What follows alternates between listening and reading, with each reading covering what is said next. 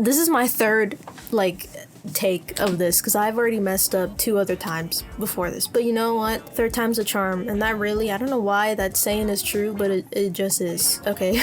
Do you remember me? If you're like new and you don't know who the fuck I am and you're just not subscribed to me, you could still watch if you're curious where the hell I've been. But this video is for my subscribers, which I have more than 100, which is crazy. I didn't even get to celebrate that. And let's just say a lot happened in 1 year. To get into every little detail, it's a lot, it's so much, but I am back. I've moved out from where I was previously living, okay? And I'm in a much better spot now, mentally, I think. Also, just to like get out of the way right now, yes, I changed my first name again. I'm allowed to, okay? He's my baby. That's my baby. And I can change how he looks, okay? And I changed him so that, I don't know, I felt like I wanted him to represent me better because, you know, your fursona, whatever, the sona's supposed to like represent you, essentially. So I did that because I wanted him to feel more like me. Anyways, just roll the change, okay? I'm changing, I'm a changed person. Everybody changes. Change is either good or bad, but I would say the change I've gone through is pretty good.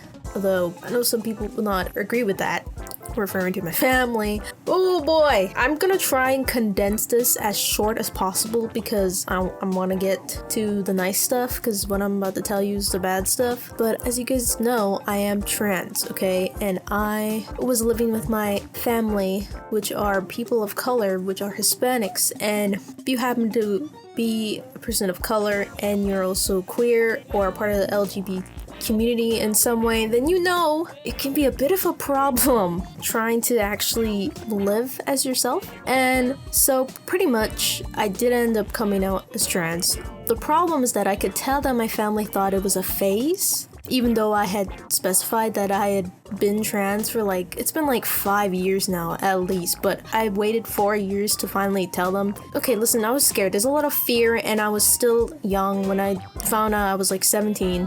So then, you know, I'm in my 20s now, so yeah, so they were like, oh, we still love you, we it's fine, it's whatever, we accept you. Except they didn't make any effort to refer to me differently, so yeah, it's a little bit awkward.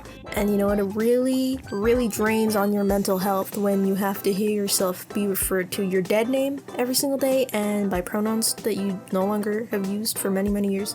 But yeah, it was a whole thing. And also I was like under down lock and key while I was living there. And that's the thing, having to be an adult but having no like freedom, having to ask for permission to actually go to places. Ooh, it was really hard to feel like a grown-up when you're still treated like a teenager. So I sometimes get TikToks where people talk about that, and when people in the comments are like, oh, just defy them anyways, like who cares, you're an adult, like they can't tell you what to do. Well, they are providing me a place to stay for free.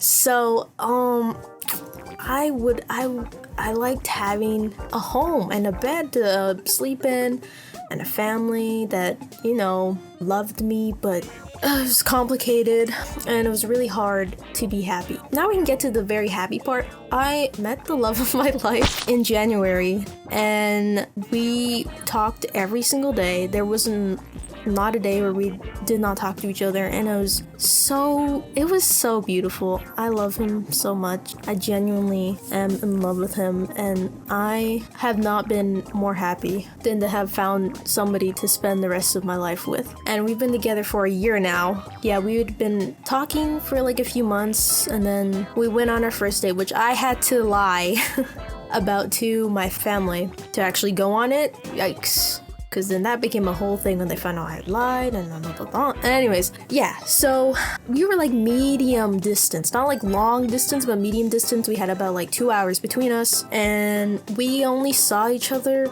like 3 or 4 times a month. The point is, it wasn't really as often because my family just didn't like me going out a lot, and like it's whatever, you know what I mean? And I realized that, I don't know, like long term it was just gonna become a problem, I guess, because a lot of like plans that we had made together always got ruined because I wouldn't be allowed to go or some bullshit, and I didn't know if I could live like that anymore, and it was really weighing down on me, man. Like, I was in a dark fucking place. Like, I'm not a peak of like light or any shit during that time. It's just pure like darkness. Like, it was like really bad. Like, I don't need to get into detail, but like it was really bad. Anyways, then my boyfriend proposed the idea that I should move in with him and his family, which of course when he initially like told that to me, I was like,